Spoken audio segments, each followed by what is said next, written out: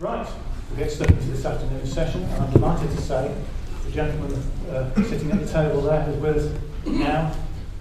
He's the second unit director of special effects on Thunderbirds and also the special effects supervisor on Space 1999. Will you please welcome Brian Johnson.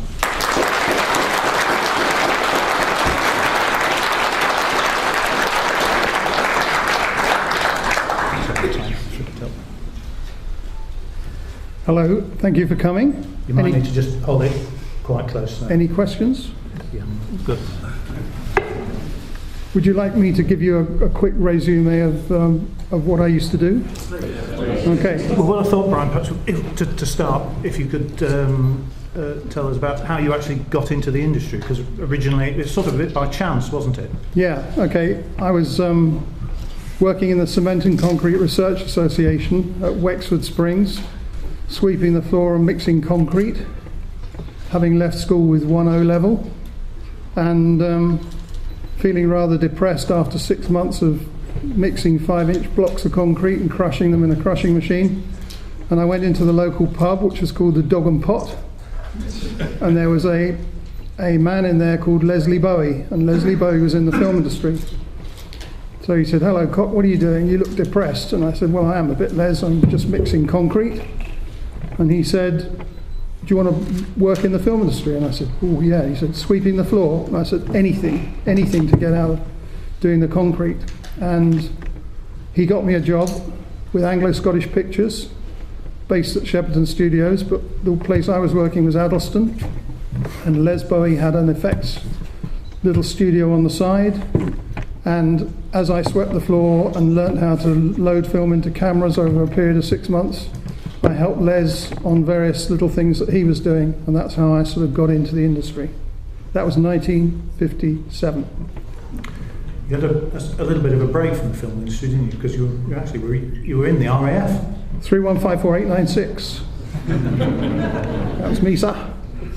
Yeah, I was National Service, and I was trained on instrument landing systems, ground. So that was glide, slope, and localizer.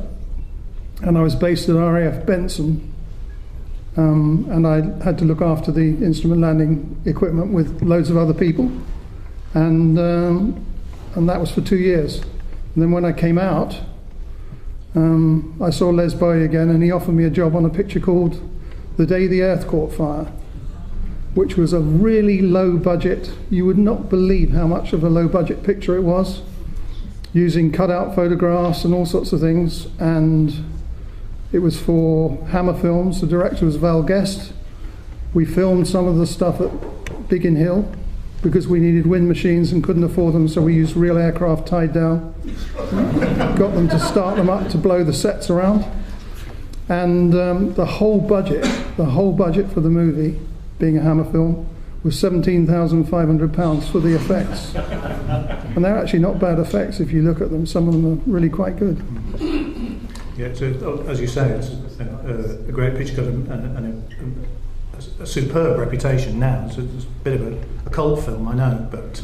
Yeah, it was. I mean, we used... because we couldn't get London empty on a Sunday, we took photographs of around Eros and places like that, briefly painted out the cars that were in the shot, enlarged them, cut them out, stuck them on huge places at Shepperton Studios, and then stuck people in the foreground like the background was real when it wasn't. It was black and white, nobody could tell, slightly out of focus, and it saved having to go up to town on a Sunday, hopefully to get the police to hold everybody back, which they wouldn't necessarily. And it worked really well, and it was Les Bowie's way of teaching us, and there were a load of us who came out of the film industry, how to do things for very little money, and it stuck with me. And working for Gerry Anderson was no different, really, because he didn't have much money either. Well, that brings me to my next question, because the next thing was that you got a call from Derek Maddox. Yeah, Derek and I had worked together at Addleston with Anglo-Scottish Pictures, helping Les on occasions. Derek was actually learning to matte paint and actually working directly for Les. I was working for the Anglo-Scottish Pictures Company. And he phoned me up one day and said he needed somebody to run the second unit because it was getting too much for just one unit. And would I be interested? And I was out of work and needing money. And although puppets weren't really my thing, I said yes because I needed the money. And I went and worked on Slough Trading Estate in an old ammunition store in Ipswich Road. And that was AP Films, and then eventually it became Bowie Films, and AP Films moved to the other side of the state to a place in Stirling Road. Thank you very much. Stirling Road, you know more about it than I do. And so that's where we started on Supercar. The last few episodes of Supercar, and then we went on to Stingray. And this was a tiny little place. I can't tell you how small it was. There was no ventilation.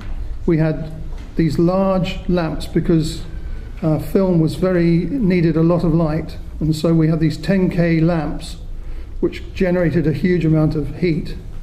And we had them stuffed in these tiny rooms with just enough room for the camera and the set. And the temperature inside used to get up to about 120 degrees. 130 degrees, which is why if you ever see any pictures, I'm looking quite slim then. And then we started working on the Stingray episodes and realised that we needed to use plastic kits and things like that as part of the building the models, which set us up for the next series, which was Thunderbirds. Now, one of the main jobs that you used to have to do on the special effects stages was the flying of the models. I actually can honestly claim I flew all the models that there were on Thunderbirds, and also on Stingray as well, because the models were held on wires and floated around in the back behind the tanks and everything else. So, yeah. You must have had very strong shoulders.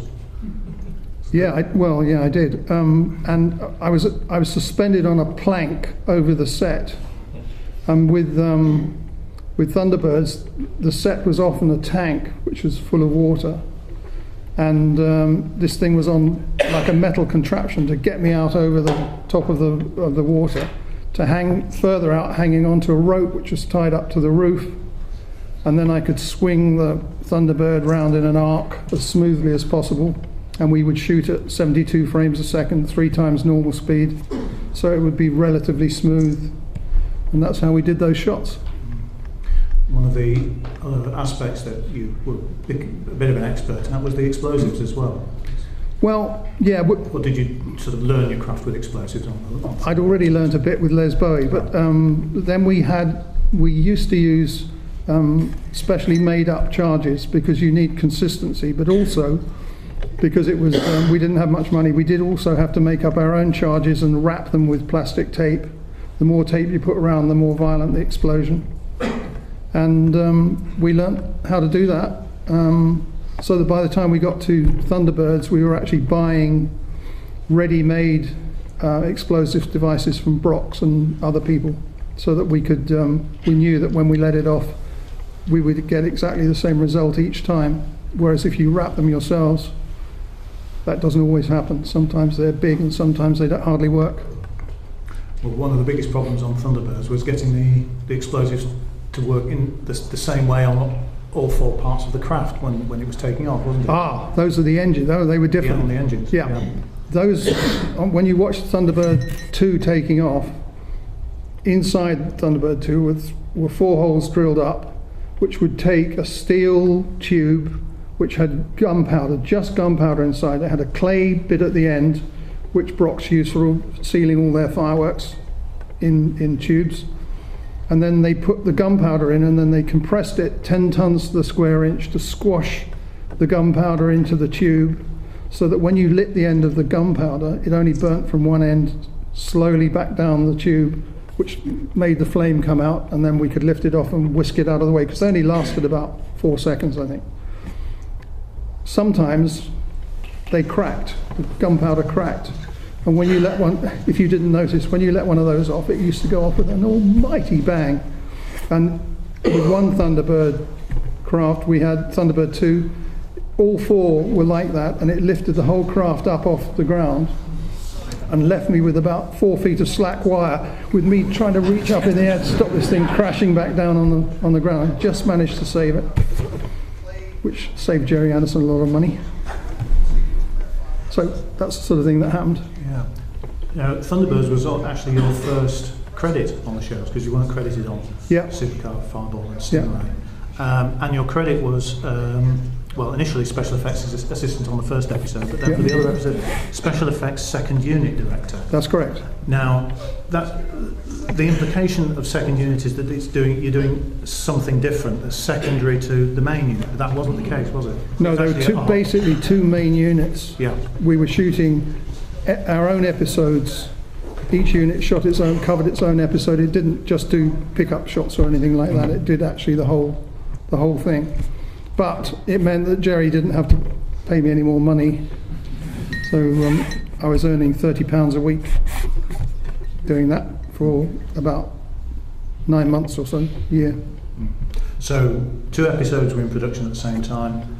Derek would do all the special effects for one, you would do all the special effects for the other. That's correct. Yeah. Yeah. There was actually a third unit, wasn't there, though, for pickup shots? Yes, there was a third unit for pickup shots, and I think Ian Scoons was involved with that. And then Derek moved on to one side because he was really busy designing everything. Yeah. And then Ian took over the other unit. And then somebody offered me a job on 2001, and I only had to hand in a week's notice, and I handed in a month's notice and left to go on to a real movie. Yeah. Well, 2001, of course, really should need no introduction to anybody here. It's one of the iconic science fiction films of all time. Yeah. What was your role on that? You were there for 3 years. I was on it 3¼ years, yeah, which is a long time on a movie. I was given the responsibility of looking after all the models, setting them up for photography with Stanley Kubrick, and we used to shoot. One of the models, Discovery models, about 52 feet long, and we were shooting in what's called ultra panavision, which was 65mm film stock, not 35 but 65, with anamorphic lenses, which made it even wider, like one of the other things, and I can't remember the name of them now. Anyway, so it was really widescreen, but we had to shoot using original film, using spherical lenses, so that we made sure that everything was just so. And the models we shot on a stage with just black velvet and a still camera, a big Linhof still camera with an 8x10 and a 6x4, I think, back. And we had Polaroid Land 3000 stock, which was really ultra fine grain black and white stock used by the CIA for not satellite, but high aircraft altitude photography. And similar stock, but they didn't have to do what we did, which was every time we took a shot, take it out of the back of the camera, peel off the backing, and then dunk the negative in a cleaning solution, and then dry it so that we could then use those negatives to enlarge sections of the craft, whichever section of the craft Stanley wanted to be shot on. And then that was re-photographed with those photographs stuck on sheets of glass. So it was flat because the depth of field using those cameras was so small that you couldn't shoot the 52 feet model ever and keep it all in focus. So those are the technical things that we had to cope with. Yeah. Well, I was going to say that the scale of the models on 2001 was just immense. I mean, even the small Discovery was 15 feet long. Yeah. But I think it's actually 54 feet long. 54 with a 6-foot sphere at the front. Yeah, yeah. Now, in your opinion, obviously, with your experience of special effects in film since then, was that really necessary? I mean, I know the results speak for themselves in the film, but yes, I think it was. Yeah. Yeah. I think they call them bigatures these days, don't they? Yeah. Yeah, nowadays, of course, they do it all digitally, but then you'd have directors today, when they make these pictures with digital enhancements and stuff, they move the camera about so much. I don't know whether any of you have ever noticed. There's a picture called The Aviator, which was shot, and it was who was the Leonardo DiCaprio? Or do you mean the director? yeah, the director was forgotten his name. Yeah, it can't come to my mind. Anyway, Sorry? Scorsese. Scorsese. They have one shot where the guy's flying the plane and the camera's looking at the plane and the plane's coming towards you, and to my utter amazement, the camera goes right through the guy's head. And that means that even if you don't know anything about film, you know that's a fake shot. It can't possibly be real. And our job as special effects people is to make things look as real as possible and to frame them in such a way you believe that you're actually watching something that actually happened, not something worked out on a computer and then spoilt by having a camera move that goes right through the middle of the aircraft. I mean, it's one of my bugs about these things. Yes, I know exactly what you mean. There's a staggering shot at the start of Poseidon, the remake of the Poseidon Adventure. A lot of the publicity was into how much expense and detail there was in the model of the Poseidon. But then they spoil it because the way that you see it in the opening tracking shot is just, it would be impossible to shoot on a real ship.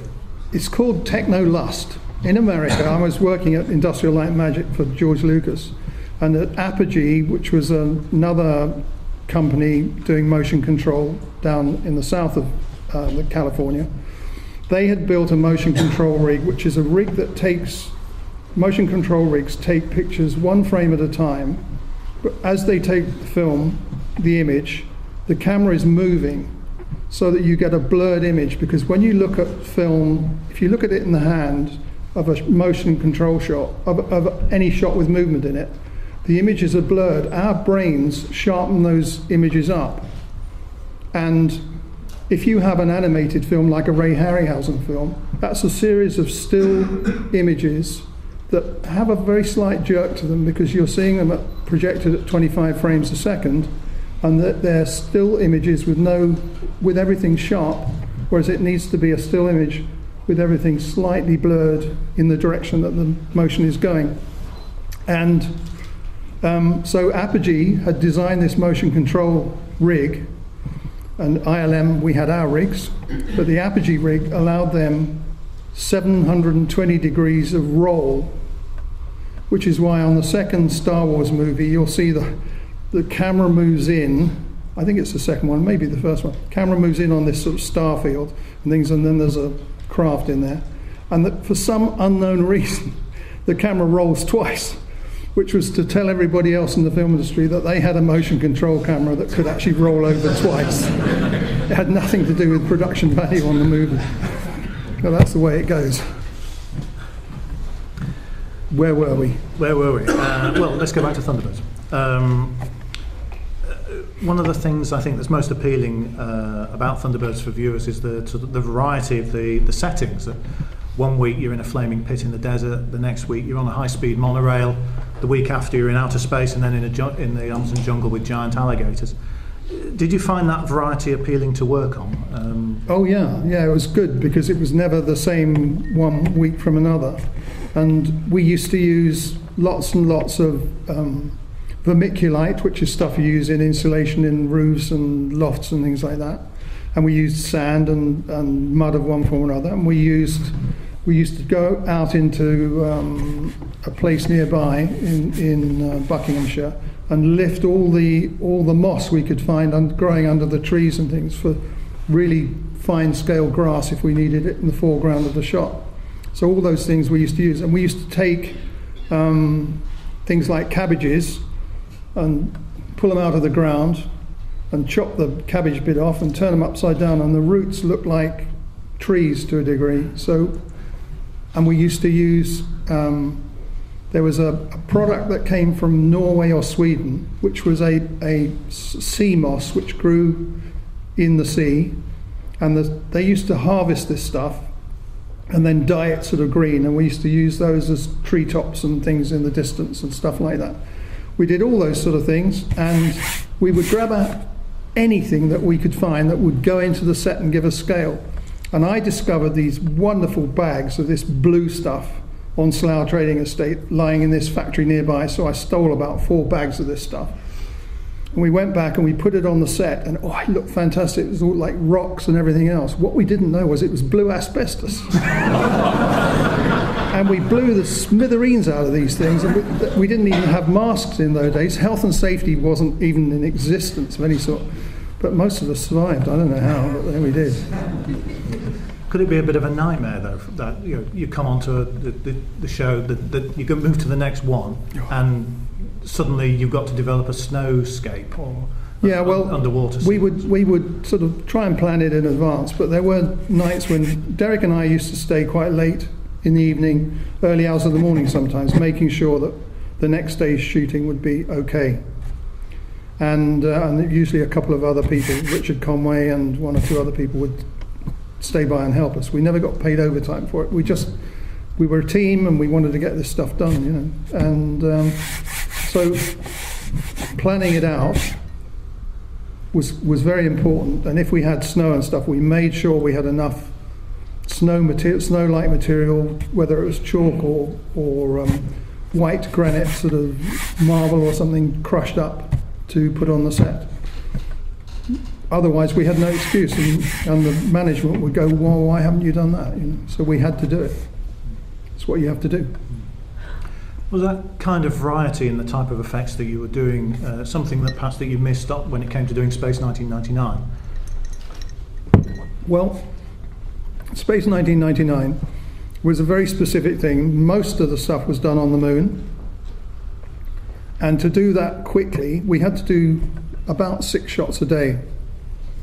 And to do that quickly, we couldn't keep building moon sets because they were all craters and everything else. So what I did there was I enhanced the technique we developed on 2001, and I used lots of plaster for the moonscape, because by then we got a lot of satellite pictures, so we knew that lots of craters and everything else. And I made these sets which were about 3.5, 4 feet across, and I pour the plaster out in a section, get a 6-inch paintbrush with water in a bucket and flick the paintbrush onto the top of the plaster while it was still wet, and that made thousands of little craters, all different scales, and it looked so realistic, I couldn't believe it. So we then built the set like that and then rephotographed it using the same technique of a still camera with high resolution Polaroid stock, and we then enlarged those to 10, 12, 15 feet across and used them as cutouts in the background with just the 3-dimensional bit of maybe Moonbase Alpha launch pad or something in the foreground, and then a tiny bit of dust in the foreground of that, and that was it. We got the scale, and we did it very quickly. We could build a set sometimes in 15 minutes. You briefly mentioned there about using the techniques from 2001. Did 2001 very much influence you on Space 1999? Well, it's homage, wasn't it? I mean, the moon base was a definite, we can do this on a TV series and not spend very much money, Stanley, sort of job. And he was actually very complimentary, because we were I was on Empire Strikes Back and he was shooting The Shining, and I had this hydraulic self-controlled lift that would go up like 2 stories or 3 stories. And I was aware that Mr. Kubrick had come out of the stage next door and was looking at me on top of this thing, trundling it around remotely. And he came across and I lowered it down. He said, "Where do you get that from, Brian?" I said, "Well, it's a local company, Stanley." He said, "What are you using it for?" I said, "Well, we're using it on the stage, on the Star Wars stage." And he went away, and he came back and he said, "Well, I know you took some stuff from 2001 and used it in Space 1999. I've just bought 3 of those for The Shining, and the maze that they had in The Shining, which was on the set, was almost impossible to get into. So they had these little hydraulic self-motivated platforms going inside the stage, and then people were getting up inside the maze in them. So he borrowed something from me and I borrowed something from him." Excellent. We're running, unfortunately, a little short of time now, so what I'm going to do is, because this is only Brian's only opportunity to speak today, I'm actually going to throw it open to the floor because I'm sure some of you have got some questions that you'd like to ask him right now. And first hand up, gentleman over there. Yeah, were you aware of Stanley Kubrick? I can't hear that. So I'll tell you what, I'll go over there with the Okay. microphone.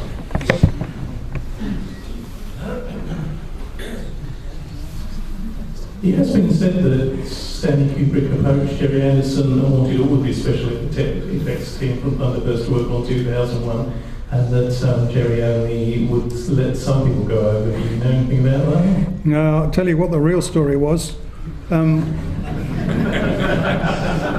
Jerry didn't want anybody to go anywhere because he knew that the schedule on Thunderbirds was quite tight, but we were getting towards the end of it. And Derek and I had talked about it, and he said it was fine for me to go on to 2001. And so I went on to 2001. And when I was there, Gerry actually phoned Stanley up and said, you don't want to use Brian, he's no good, he's useless. And why would he do that? And Stanley said, well, if he's useless, what are you going to do about it? And he said, well, I've got a job for him back on Thunderbirds that he could do. So, I mean, it wasn't Stanley wanting everybody off the thing. He wanted specific people to do specific things. And I was the person that did the wires and all the other bits and pieces. So I got the job. But Gerry didn't want anybody to go anywhere. And he got me in his office, having been to see Lou Grade, to say that he could finally offer me more money. And that Lou Grade had said I could be paid 3 times the rate I was getting. And he said, so what do you got to say about that? And I said, well, Gerry, I gave you a month's notice, I only have to give you a week. I've worked it through and I've done all the stuff I've been asked to do, and I'm going on to 2001. Are there any children in the audience? There aren't there? Well, he said, expletive, you'll never work in the film industry again. And smashed his cigar, which Lou Grade had given him, a great big cigar like a torpedo, into his desktop, and it shattered and all the bits went up in the air. And that was the last I saw of him for quite a few years. But we worked again on other projects. Question? Oh, by the way, that's why my book is going to be called You'll Never Work in the Film Industry Again.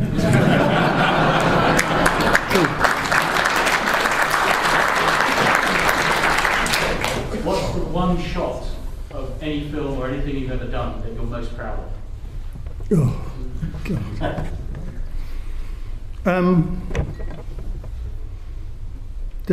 I can't really answer that because there are little bits of lots of films that I've done that I've liked certain parts of. I guess probably in the Eagles, getting the view of the Eagle looking through the windscreen with the people inside the Eagle looking out, which was quite tricky for us to shoot, but that was one thing. On Empire Strikes Back, when R2-D2 gets spat out of the swamp, my boys tried to do it in England when I was actually out in the States. You can't fire an R2-D2 out of water. It just doesn't work. You'd have to fire it with such force that the thing would either collapse or it just wouldn't work. So out at ILM, I got a tabletop made with an oval hole in it, which was exactly the same diameter as the R2-D2 coming out at an angle. Then one of the R2-D2s that I'd had made, which was a really lightweight one, had a tube inside with about a 5-inch diameter tube, which we fitted onto a ram, which was also just under 5 inches, so that this thing would slide off very easily. And then I used compressed air to fire this thing through this oval hole, but the oval hole had a stretched silicon rubber sheet over the top, and then the whole thing was covered in liquid nitrogen, so that as it fired through, and I had little razor blades on the R2-D2 to cut through the silicon rubber.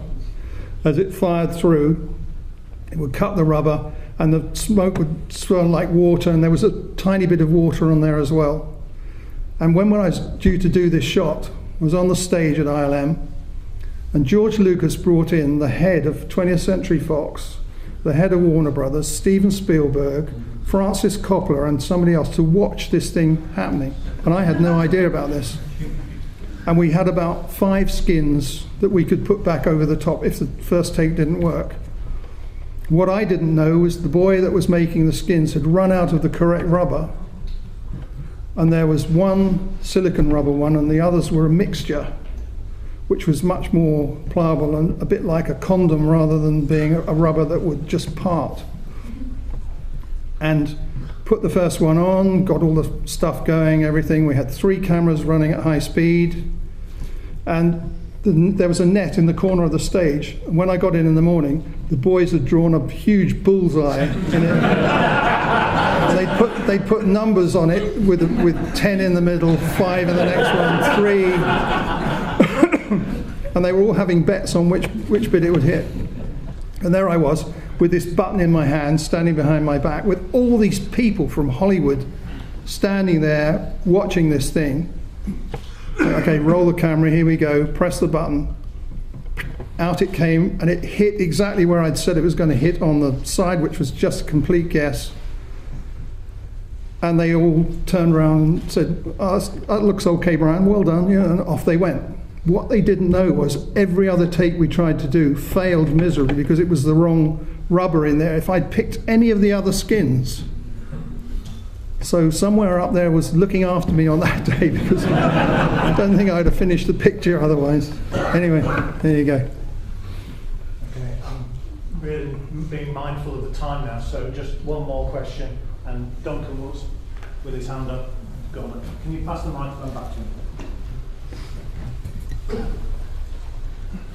Hi, Brian. It's not so much a question, more of a statement. You were talking about the day the Earth caught fire, which is one of which another friend of mine works on, I think, with you, Tony Masters. Right. And it's one of my favourite science fiction films of all time. I mean, I appreciate an incredible amount of ingenuity went into it because it was so low budget. But I warmly invite anybody here in this audience, if they haven't seen it, to get it from play.com or whatever, because it's an absolutely fabulous science fiction film, and it's as good as any of the things that Hollywood were making at the time. Yeah. So I just wanted to say, it's one of my favourite films of all time. Well, thank you very much. That's really made my day, because it was a great film to work on, even though we didn't have very much money, but that's the way of special effects very often. Okay, have we got just one more question then, please, rather than a statement? Yes, okay. Just a very quick question on the takeoff sequences for Thunderbird 1 and 3. How did you keep the models steady as they were lifting off the pads, given that they were moving vertically? Thunderbirds 1 and 3, well, Thunderbird 1 was, when it went up, the thing was just on a single wire, pulled up over a pulley, then I just walk away holding the end of the wire and try and do it as smoothly as possible. Then when it was flying, I had a little wooden tee, and it had to be something insulated because we used to fire the rockets using usually about 24 volts DC, which went down the two of the wires and fired off the rockets in Thunderbird 1 when it was coming into land or whatever. And that was just like 3 wires. So when you had the T-piece, you could roll it from side to side and you could pitch it up and down. And it was just up to me to hold it as smoothly as possible. And I used to sort of try and imagine I was really flying it, And it worked to a degree. And we shot it at usually about 72 frames a second, something like that, with an Ariflex high-speed Arri. Right, that's going to be it for with Brian this afternoon. But we'll be coming back tomorrow, Brian, and talk some more, hopefully, if anybody's here tomorrow morning. That will be free. You don't have to pay again to buy a new ticket or anything. You can just come in again tomorrow morning. I'm not entirely sure what time that's going to be, actually. Have they told you, Brian? No, I'm leaving at 12, whatever happens. I'd just like to say thank you very much for showing the enthusiasm. It means a huge amount to people like me after all these years to know that you still get enjoyment out of those things that we slaved over all those years ago. Really appreciated it. Thank you very much.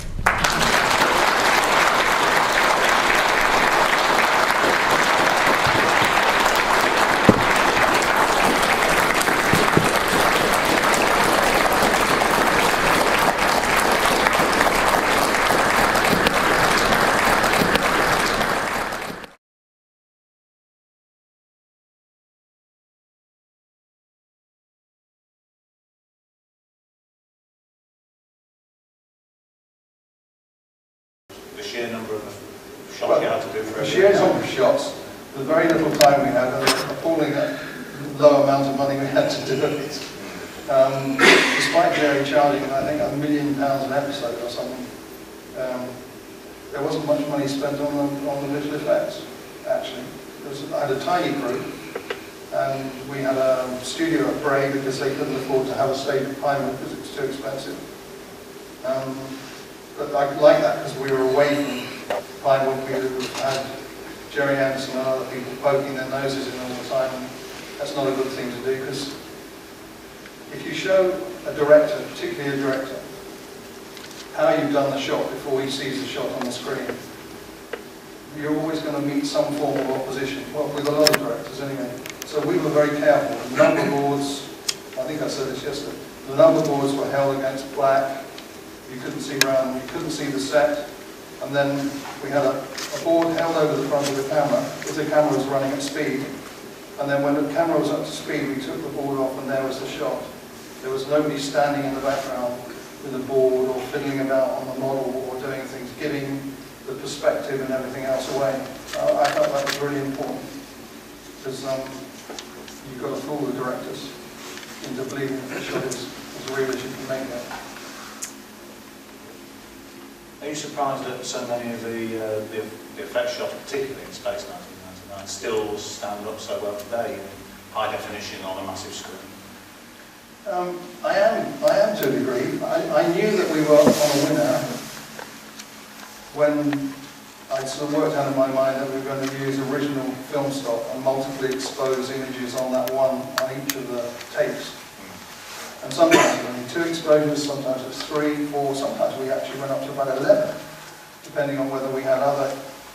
Sometimes we only had one eagle, and we would re-expose that 5 or 6 times to get a flight of eagles, always the same eagle, but just in slightly different positions. I think you've got about 15 or 16. Yeah, I think we did at one point, as many as we could get in there. Yeah. And the idea was that when you finally develop the film, instead of having gone through optical stages, which means internegs and all sorts of other things, I won't bore you with the details, but you lose quality every time you go through that process. We had original negative that was developed, and just that one thing was there with all those exposures on the same frame, and of course that made the quality really good. Yeah, that's the problem with Star Trek, isn't it? So many of the effects there are optical effects, they've had to replace them all. Star Trek had good scripts and good stories, and we did, and so we had to make up for it. Well, it's true. You could go and see a film, and the film might be awful, and the effects are good, that's one thing. Or you could go and see a film that's got a really good story, and the effects are not great, and you still think it's a great film. It's, you know, we're just there to sort of keep the images going.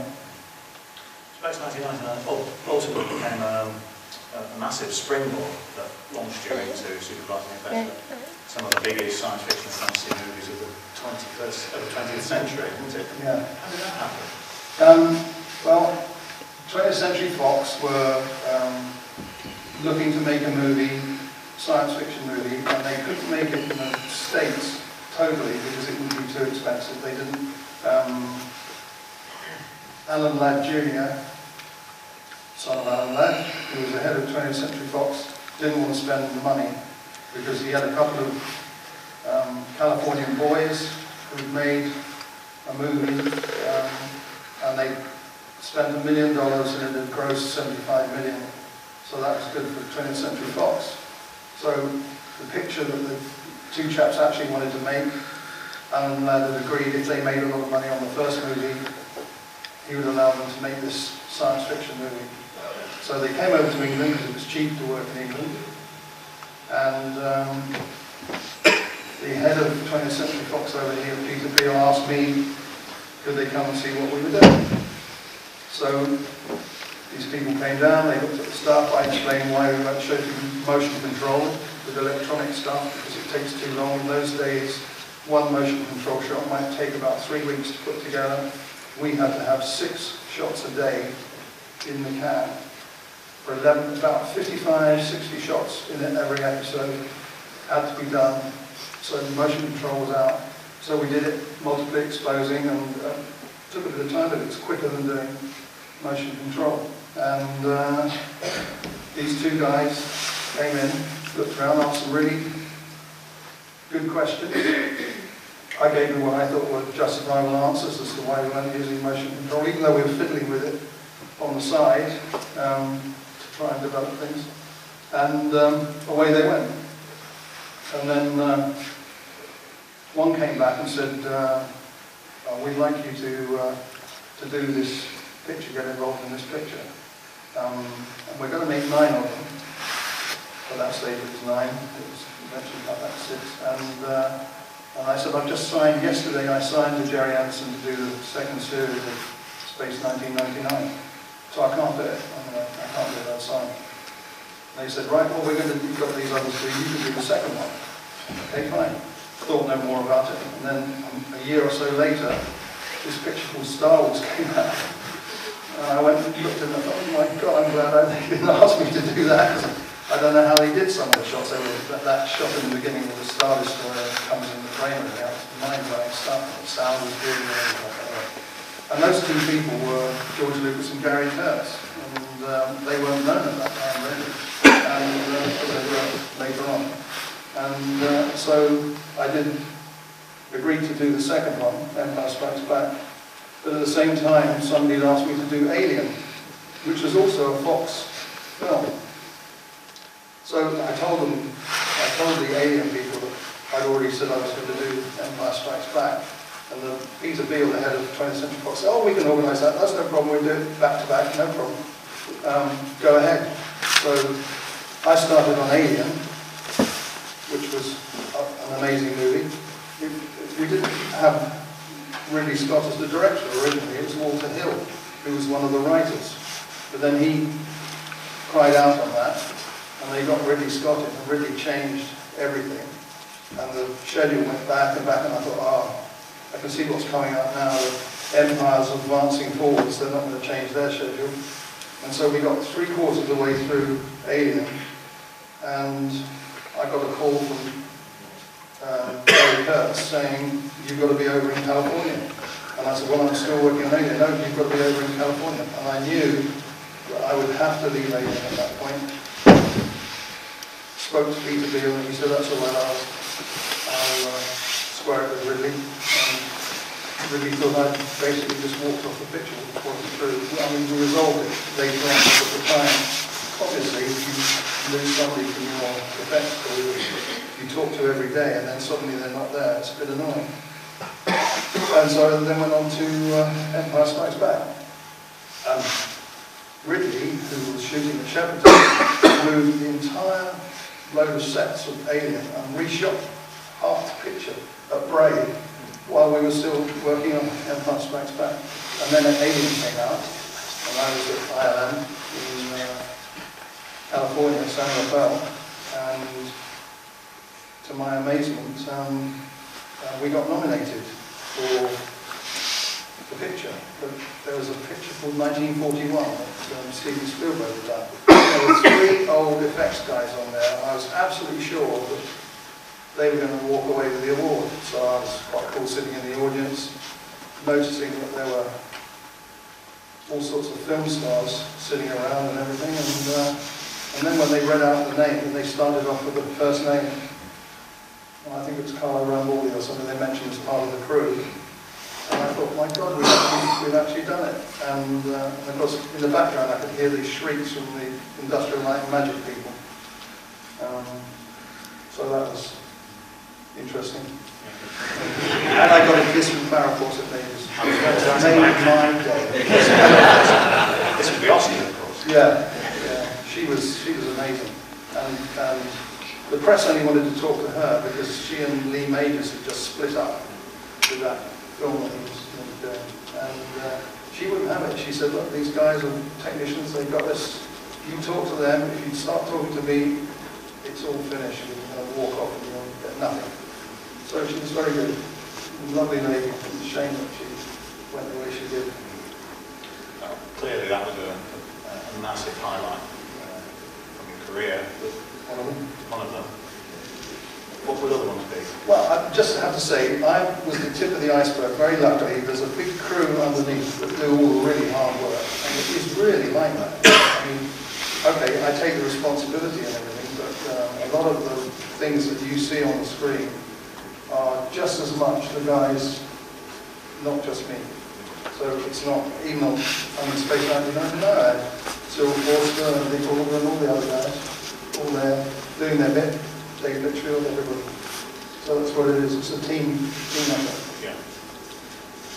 And that, to an extent, that worked against you when the Alien as well, didn't it? That you were left off the award. Yeah, that's a bit, on Aliens, I was asked to do Aliens by Gaylan Hurd, who was married to Jim Cameron at the time, and met with them and said I'd love to do it, about 1985, I think, 86, something like that. And went into Pinewood.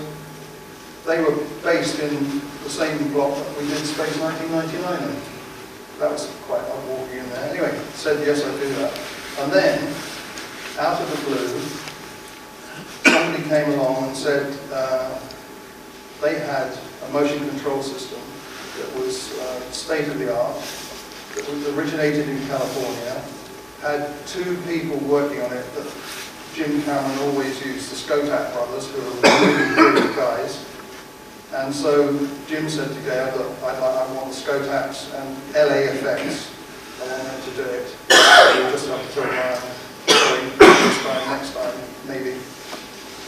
So Gail phoned me and said, I'm really sorry, but we've decided to go with the LAFX. LAFX came over. The supervisor, the head of the union in this country, effects union in this country, was a guy that was also, by chance, employed by LAFX. And of course, I wonder how that got through the approval of the union and everything else. So that they came over. When they came over, what they brought over, you would not believe what they brought over. I did see it later on. They brought over two US Navy high-speed Mitchell range cameras that used to sit on the salt marshes or on a pole above the ocean to film the rockets taking off or coming out from the water and stuff like that. That's what they called their state-of-the-art stuff. They did not actually produce a single frame of anything that they could use in the movie in terms of models. And Jim fired them.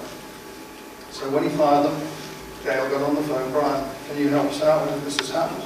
So I went in and did the late stuff with the models on the Pinewood. And then I had a company called Archidon, and we had a motion control system, and we shot all the model shots at Bourne End. And I was at Bourne End shooting the model stuff, and then every day I'd go in and see Jim Cameron, because he was really busy up to his eye in it. And he'd look at the stuff and say, yeah, that's great, we'll have that. Can we do this, can we do that? He never came out to the studio, because he didn't have to, because I gave him basically what he was asking for. And then at the end of the show, when it was all finished, post-production and everything, the nominations came up to the Academy Awards, and I didn't get a nomination, but Suzanne Benson, who was the wife of LAFX owner, who was not a special effects person, not in the union or anything, walked away with my Academy Award. And the next year, the Academy changed all the rules, so that no longer could somebody who wasn't an effects person, but BAFTA gave me one, which was a great compensation. So, and I felt my boys had, always got awards. Yeah, Jim Cameron really fought for you on that, though, didn't he? Jim Cameron actually went to the Academy when we were voting. The special effects members go to a voting committee, and we look at all the pictures that have been nominated, and we give it a score of 0 to 10. And then the 5 or 4 pictures that do get the best scores then get on to be nominated. And for the final nomination. And then Price Waterhouse, look at all those, when you see the Academy Awards, everything that's been going on there, Price Waterhouse have all the figures, and only Price Waterhouse know who's won in whatever category. When they go onto the stage with those envelopes, nobody has seen those except the Price Waterhouse figure. It's not filmed or anything, it's really genuine. And I can't remember what I was going to say now. Oh yeah, and Jim Cameron came along to the Academy and spoke for half an hour on my behalf. But because rules are rules and the Academy is quite fixed in the way it does things, they couldn't change it, but they changed it. We spoke a little bit yesterday about the current state of special effects on movies. We were talking about CGI and shots that aren't real shots, and therefore don't work. Let's talk a little bit more about the current state of special effects, what your opinion on that are, because model work in films has almost entirely dried up, hasn't it? There's some really beautiful model stuff in Skyfall, which is coming in cinema. Yeah, with CGI enhancement. With CGI enhancement, yeah. Which is where I think is the way to go. And Steve Legg was responsible for that stuff. Yeah. He's pretty good at that. Yeah. And that's Gerry Anderson, probably. And yeah, I mean, the thing about CGI is you see some CGI stuff and it's flat and it's good off. And other stuff you don't know that it's actually CGI because it is actually so good that it looks like it's real. And that's usually because it's incorporated really real objects. And because the directors now have the power to move the camera anywhere at lightning speed and everything else. I know I'm old-fashioned, but I like to believe that what you see on the screen is real. And I mentioned it yesterday, Aviator, the camera goes right through the pilot's head in one shot. And you just know it's a fake, it's not real. Whereas if they just had it going by, you might have thought that that was actually a camera sitting on a helicopter or whatever and doing it. And I think CGI has helped enormously. Certain films would never have been made without CGI, there's no question about it. A lot of the Iron Man and all those sort of things, and you know, all the action stuff, Spider-Man, and a lot. CGI has made that possible. It couldn't be done without it. But some of the camera moves for me are too radical, I think. You know, everything. And the other thing is, film schools teach people that all you have to do is go cut, cut, cut, cut, cut, cut, cut, cut, like that. Everything has to be quick. And the reason why that's done is because if you watch the shots longer than a certain amount, sometimes it gives the game away anyway. So a combination of intelligent model and CGI work together is how I think it should go. Not just CGI. Well, they'll have robots doing it at the end, won't they? The robot effects men will be sitting there doing all the stuff. Okay, we've got about 10 minutes or so, just to take some questions from the floor. And I've got a microphone here. Now, we have a little bit of trouble with these today because they're actually made to hold right there, right in front of your mouth. So when I pass it to you and you talk, you can practically be eating it. That will work. Okay. So, who's got a question first for Brian right there? Yes. I sound quite loud. Well, that's all right. We'll use it anyway. Hello, Brian. Hi. Hi. It's just a quick one about 1999. There's a couple of instances where you've got a POV shot from inside the Eagle, so you've got the cockpit window, the controls around it all nicely lit, and they've got the planet landscape moving below. Now, I know you didn't do lots of opticals and mats and that kind of thing. Was that done as one shot with clever lighting and a big depth of field? That was done as what's called an optical burn-in. The shot's made and then a mat is made for that area, and then the reverse matter that's made, I just hold it out and the two are put together. And I think Ray Capel did most of our optical stuff and the odd lasers and things like that. It's very good. You can't tell it's a mat. It works very well. It looks like it's done with models. That's the front of the lens. It's very good. Okay.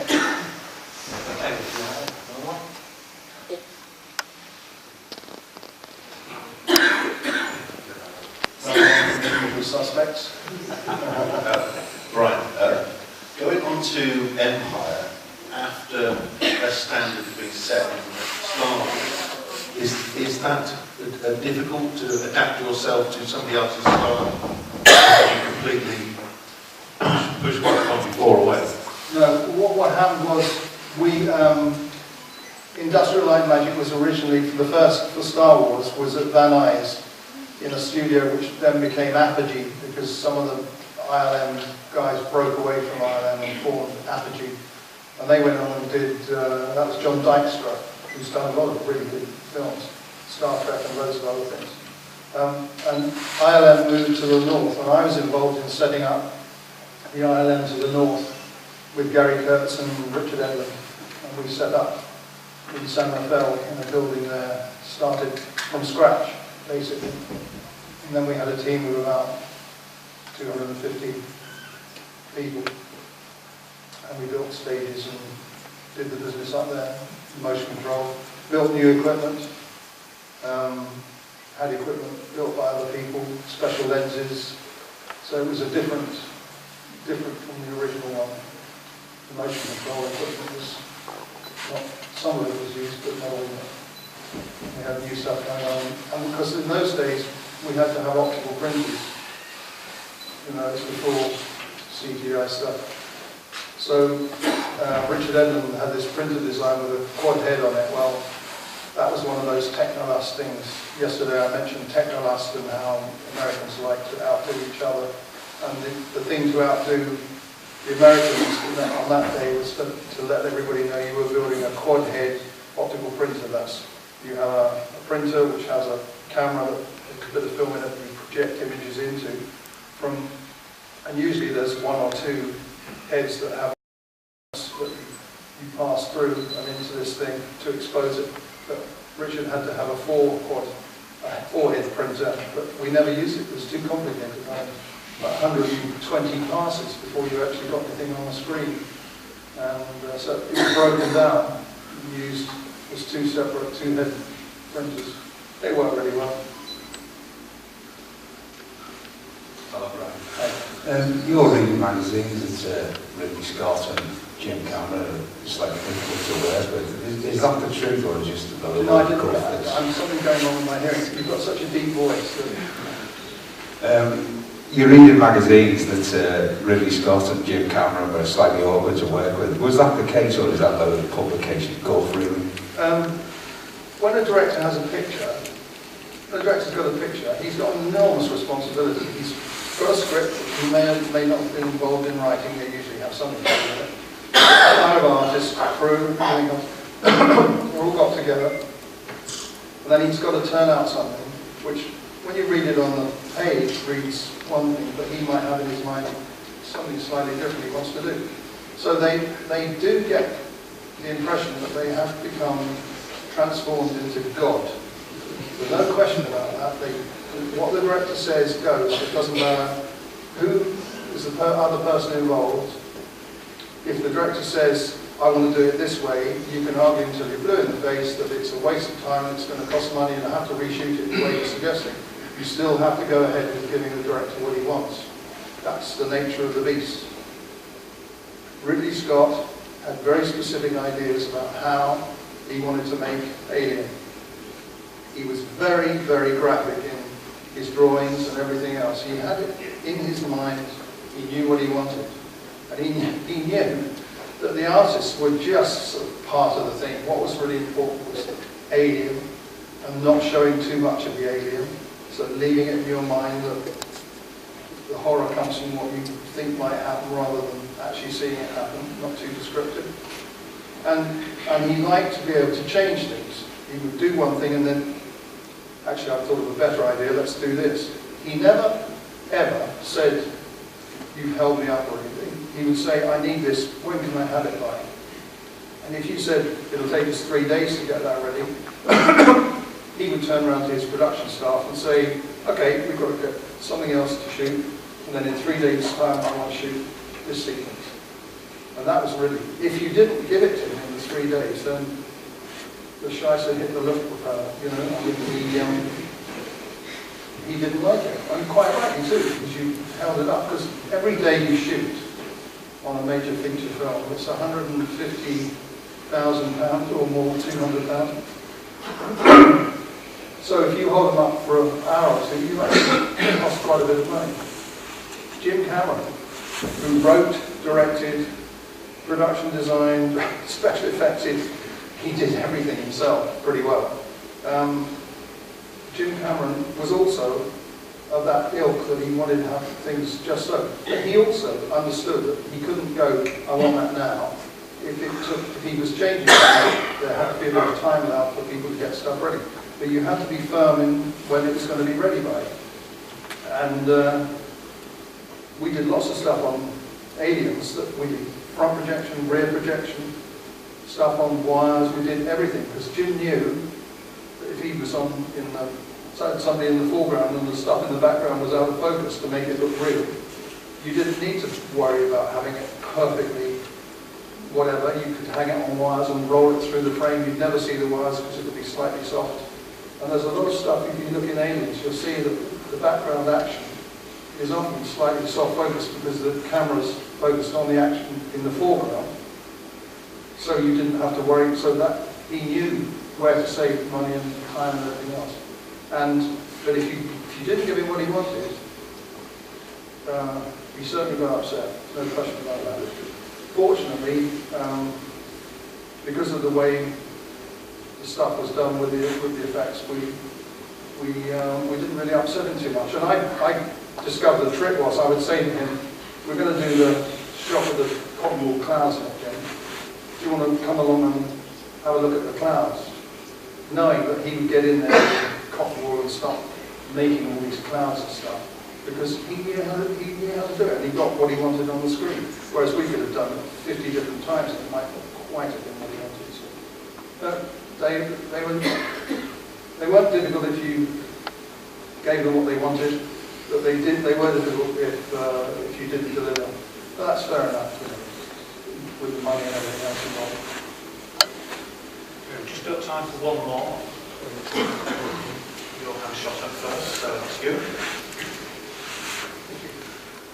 Hello, Ryan. Here you go. I've always been curious, I didn't know I'm asking this. What was the reason for the transition with Gerry Anderson? With Derek Manning and yourself from UFO to Space Odyssey? Okay, very quickly. Derek and I worked as a team. We worked as a team at Les Boys beforehand. Derek went off, he was married, had 2 kids, had a mortgage paid, went off to work for Gerry because he was getting more money. And about a year or so later, he called me and said, could I come and give him a hand? Because we were going to run 2 units. I would run the other unit. And that's what we did for a while. But we always knew, we always discussed that, like when Derek went to see Les Boy to say he got this offer from Gerry, Les turned around and said, for God's sake, take it, Derek. You know, you're going to do really well there. Take it. That's what this business is all about. Nobody's indispensable. I can always get hold of somebody else. Don't worry about it. So Derek went off. I then joined him, and we worked on various series up to Thunderbirds. And then right towards the end of Thunderbirds, I got an offer for 2001. So that happened. Gerry told me I'd never worked in the film industry again. Derek was quite happy with that because he got other people that could take my place. And then Derek got to the point where he'd had enough with Gerry Anderson. He went on to do the Bond. Well, Gerry told Derek he'd never worked in the film industry again. And then I got a call from Gerry Anderson's secretary saying, Gerry says, hi, I hope everything's all right with you. Let's bygones be bygones and everything, you know, fair enough, why not? You know, and I needed the money. And so I took on Space 1999. I had actually done odd bits for him in between. So it was not directly, but somebody from his production would phone up and say, we need this doing or we need that doing it. So life's too short to have real projects to do. That's it really. That's it really, yes, we really are out of time now, I'm afraid, but thank you very much.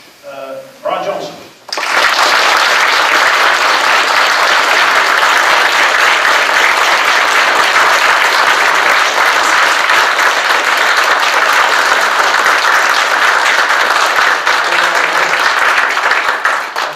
Yesterday to the people who came yesterday, and thank you for the enthusiasm and everything. It's really rewarding to and get to my age and then find that people still think stuff we did centuries ago is worth looking at. So thank you very much. You're very welcome. And the book is called You'll Never Work in the Summer.